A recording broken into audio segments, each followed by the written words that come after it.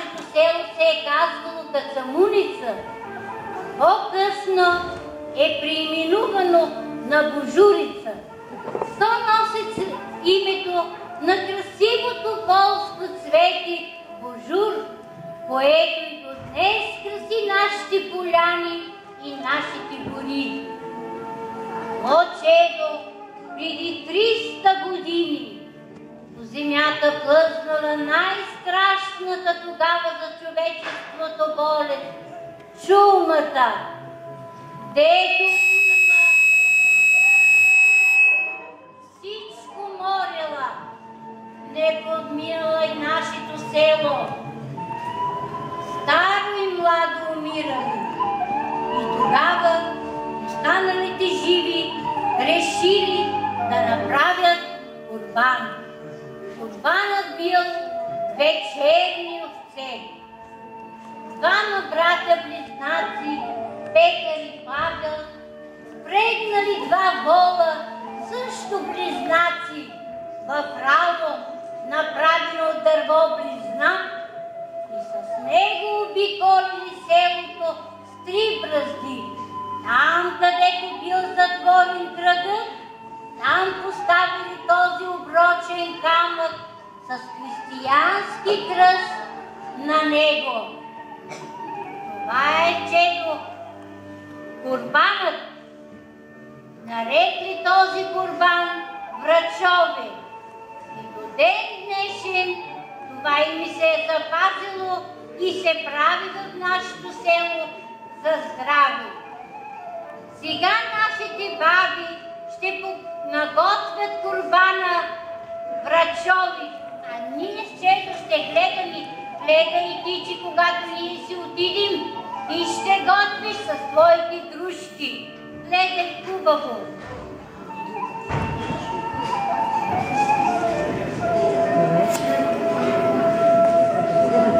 На този ден се е месило шумна пита.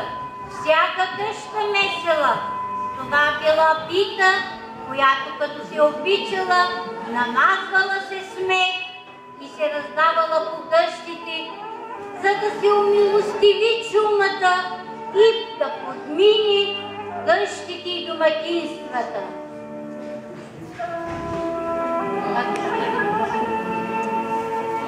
Запалено се малеле, нашето село голямо.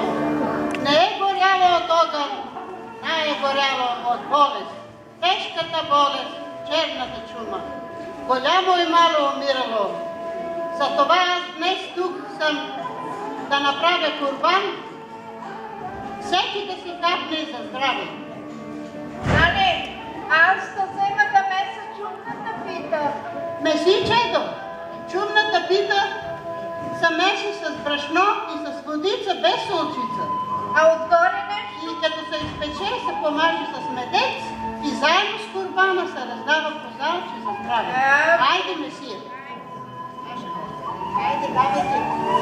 Давайте, да тураме приборите. Добър ден, хубави Фрусино. Добър ден. Време. Айде, дайте. Айде, аз нося сухи чушки и чубричка. Слагай. Айде, нарони чубричка да стане по-вкусно.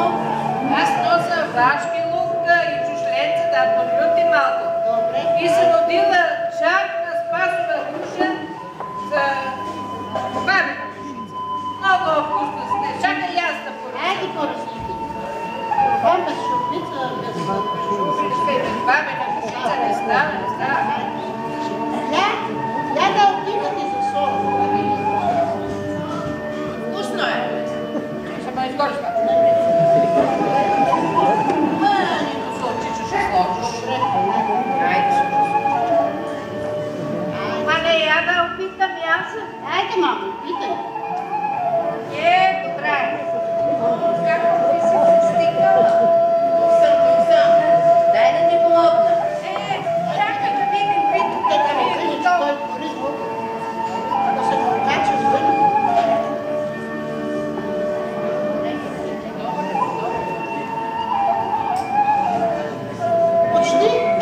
Почти е готова. А питата готова ли? О, готова е, мале, готова. Само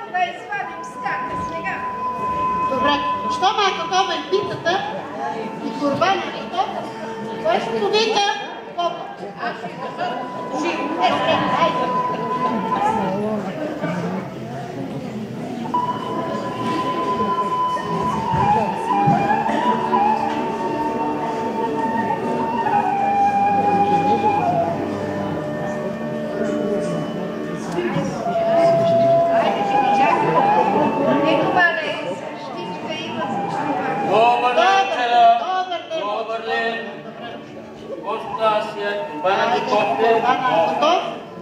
Преди да го осветим, дайте да запалим палите.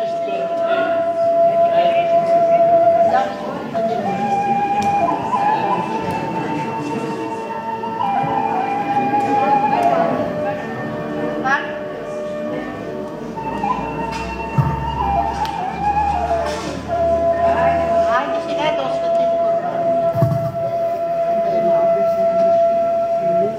Господи, помолим се, Господи, помолим се, Господи, помолим се. Освещава се този курбан за здравето на всички люди, млади и стари, от нашето село и около нас. И нека Господа Бог ти помага в дневни веки веков. Амин. Господи, помолим се, Господи, помолим се. Амин.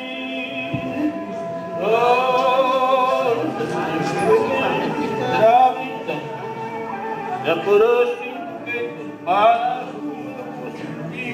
да здравето на всички хора.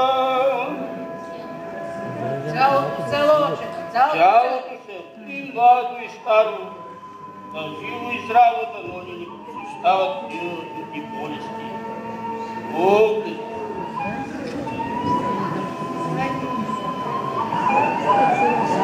Айде си бейте курбана сега на отчето ли първо? Айде сега първо на отчето, дайте. Айде. Айде седим на отчето. Седи по повече за попади, като че е слабичка.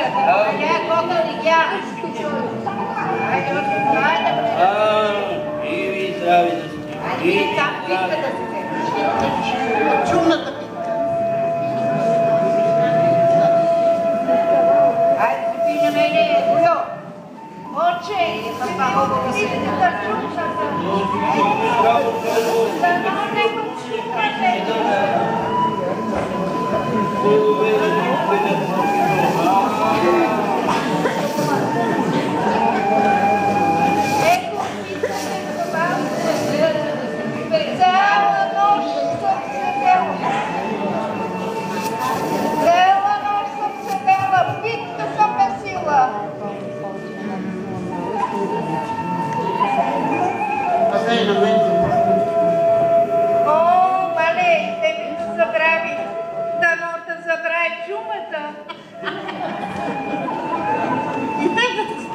Хайде, чедо, да отидем и ние да се вземем от курбана.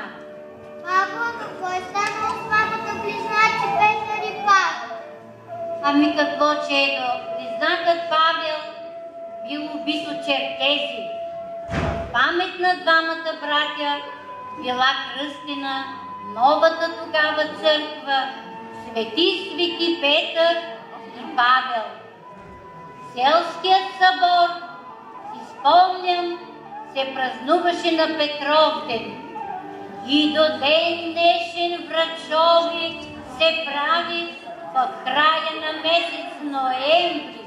Цялото село идва да си вземе купаничка от курбана за здраве. Хайде да вървим да видим дали остане ли за нас храна. Курбан има ли?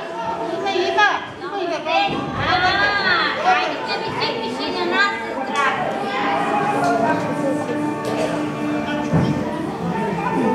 Мията дам от битката и на детето, че то има време. И на баба му за здраве. Айде и на баба му, да но чума вече се не връща в това село. Златните уста, от вашите уста, в Божиите уши да бъде. Болест да не влиза в нашето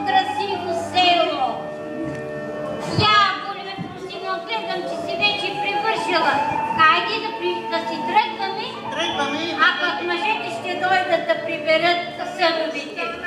Хайде! Хайде!